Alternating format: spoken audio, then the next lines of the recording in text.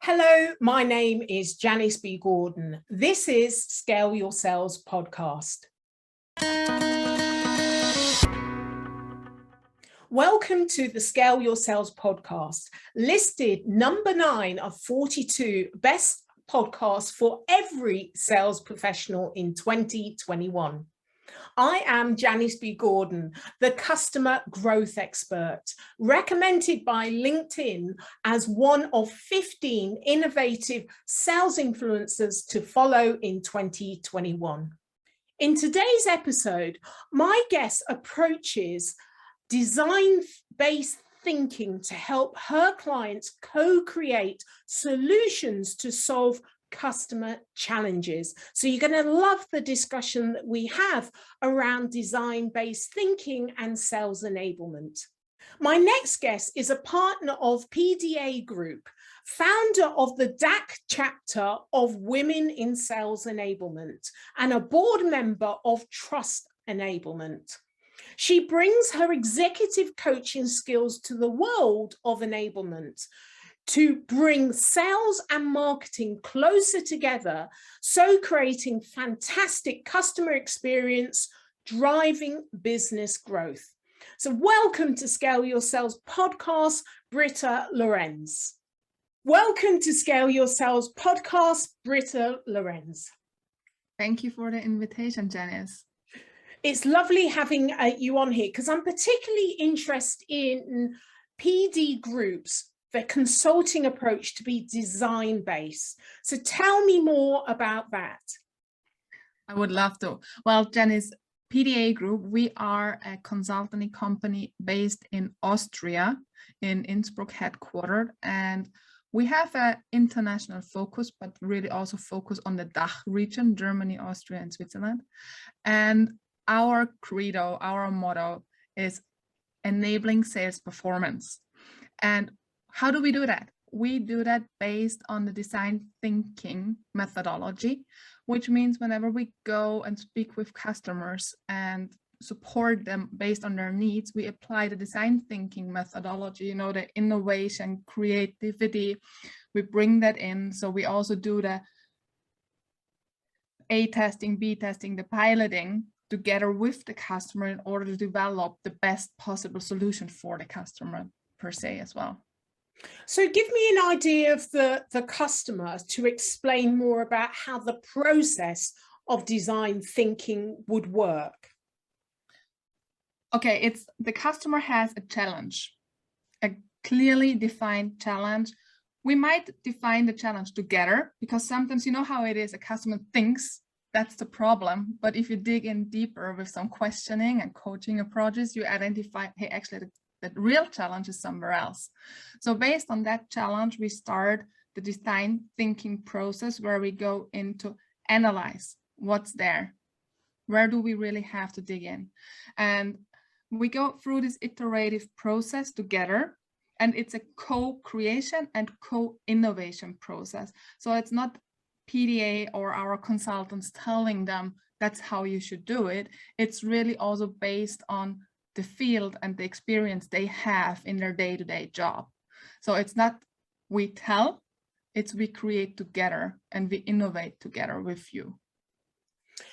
So in the sales enablement environment you focus on, what are the types of problems that the customer will have that they want you to help co-create the solution to?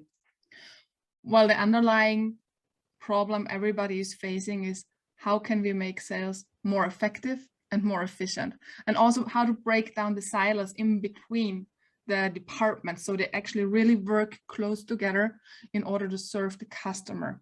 Because the most important thing is that we put on a customer first mindset, that we speak the language of the customer and not what we think, and that we don't really send our message, we have the best product, all those stories. It's really about what does the customer need, how can we serve them, and how can we serve them in order to support them solve their issues, problems, and needs.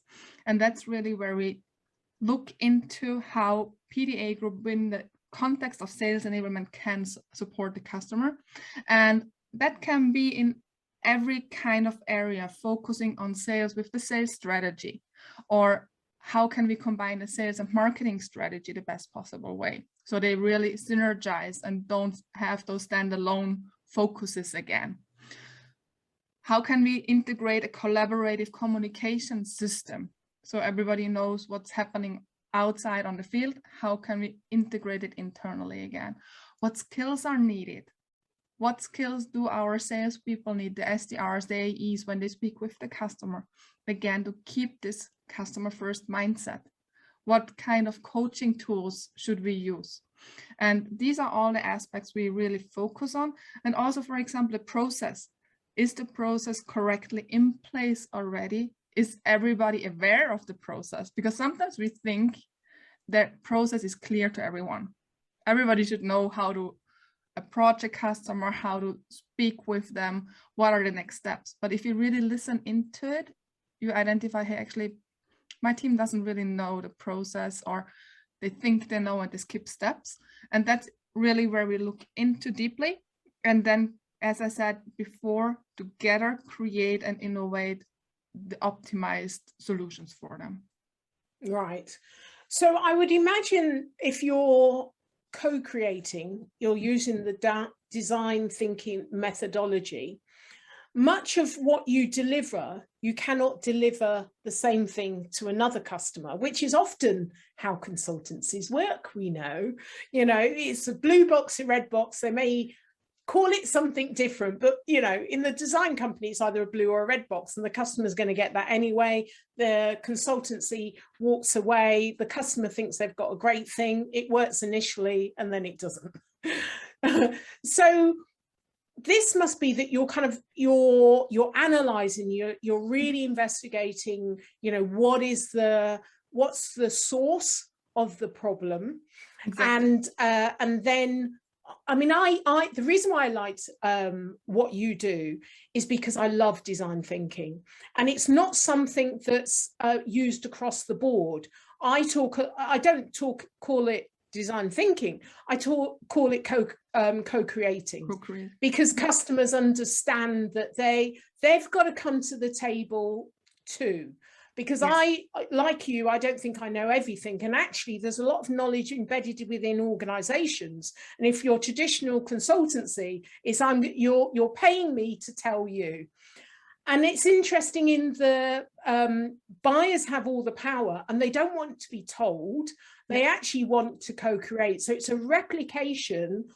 What I might do as a consultancy going into a company, and it's a replication what you're expecting the company to do with their customers. You're demonstrating how you want them to behave. And I think that's a good thing when they can see the power of it within their own company when you or I are applying it, but then also they can use those skills that they've now learned that's been applied with them and to them on their customer. So it's a both way that they learn on the go as well. And I think what you said was really nice. Now, there's not one size fits all. The methodology, it's the same. However, how it's applied on the customer or with the customer, we don't apply it on the customer. We always go with and together. It's always a different story. And that's also one of the things about sales enablement per se. It worked in company A, wonderful. You can't be sure, or there's no guarantee that it's going to work in company B the same way. So you have to be flexible, you have to be open-minded and agile to get there, and really listen to the feedback what you receive. And I'm not only meaning here that verbal feedback, there is so much feedback in between the lines as well, as like body language, or how do they feel when they apply what has been designed. Does it really resonate with the team in the field or with the marketing and sales communication? How does that match, and how does that, what kind of atmosphere is created between them, so the teamwork really comes into the game and it's a we culture and not an I anymore. And that's really important there as well. And I loved what you said, there's not one size fits all. Well, that's the thing that was very much I was attracted to. Customers often want to buy the box. Okay, what's the product that you sell? How can I understand it so I can see how that fits my, what I want? But actually, it's really difficult because you know, I'm not going to give you a box, a blue box, a red box. I'm actually going to find out what the source of the problem is, you know, and I need you to come to the table. So it's like, oh, how can I value this? How can I buy this? How can you guarantee this? Well, we're going to go on a journey together. So I was really intrigued in you know, your organization and how you approach the customer. So tell me more about that side of the business. And because well, the reason why I'm digging into this, Britta, is because the B2B company, the sales organization, has to approach the buyer, their customer, but they have to approach it. If they're not just flogging another product, you know, blue box, red box, but actually if they really want to listen to the customer and solve the problem, then they don't know actually, one, if they'll be able to solve the problem once they've understood really what the source of it is. So it's really, they have to go in there with an open mind and do that analysis that you were talking about. So I'm interested, how do you approach that part to actually opening a relationship with a customer where you actually don't know what the solution's going to be and whether you'll be able to meet their needs? I think the first part is, or the most important, is be curious, be open and listen. There's a reason why we have 2 ears and 1 mouth. And that's one thing I always tell my team. If you speak with a prospect, give them the chance to tell their story. Because if we go in there and tell them, we are the stars, we're the champions, we can do this and that for you. Okay, nice story. But is that really what the customer needs? You only identify it if you listen, if you go into deep listening. I think that's one of the most important skills we should really foster and create within our teams. And also be curious there. And don't be scared of asking a follow-up question or a clarification question. We heard before already, the challenge is when we create them, they are not always the challenge they first tell us. The first problem, the initial problem, might be the one on the top surface. So we need to dig deeper. And how can we unlock that box where the problem is? By asking questions. And therefore, coaching is one of the things we also need to train and enable our teams, that they get used to asking those powerful questions in the conversations. And based on that, identify the needs of the customers. So it's interesting that you're talking about coaching. So this coaching is one of those new skills that sales leaders, sales managers are learning to support their team. But now we're using that skill in order to better meet the needs of the customer. So what would be the difference in the two? Is there 2 levels of coaching? Are there different types of questions? Is there a different approach? Tell me more about that. Well, a question, when you speak about sales leaders coaching their team, I think you can apply the similar skills when you're speaking with the customer or your prospect, your potential customer. One thing I'm a really big fan of, I love data. I'm also into data, and I think data-driven coaching and data for analysis of who my potential customers are super valuable. They tell us insights we would not have had years ago or months ago. We have everything on our fingertip, as well as the customer knows everything about us on their fingertip. So we need to make use of that data. However, at the end of the day, we should never forget that we are speaking to people, and that we really should focus to be empathetic, listen again, use our eyes to see how are they reacting. Even now when we are interacting digitally, there's a lot what we can see. And therefore, I think the basic skills of coaching can be applied both ways. And there are the nuances in the details that make the difference on how I do coaching internally with my sales team versus on how I apply the skills with a prospect. But the underlying skills of asking powerful questions, listening, are the same ones. Right. Yes. Interesting. So tell me more about the McKinsey study that how it drives performance, what it revealed, because this is around coaching as well, isn't it? Yes, it is about coaching, and it really revealed that through those questioning techniques, you really uncover potentials which you would have never seen before. You know, asking closed questions, they are good once in a while, but don't ask straight out always. Is that what you need? Yes. Okay, the conversation is done. Is that what you need? No. Question is done. Okay. And therefore, coaching can unlock so many different things. Also, your mindset on how you approach from your personal point of view, a new challenge. It's totally different. And that's really what's needed in order to bring also your team and your sales team and your sales performance to a new level. So tell me more about new mindset. What do you mean about that?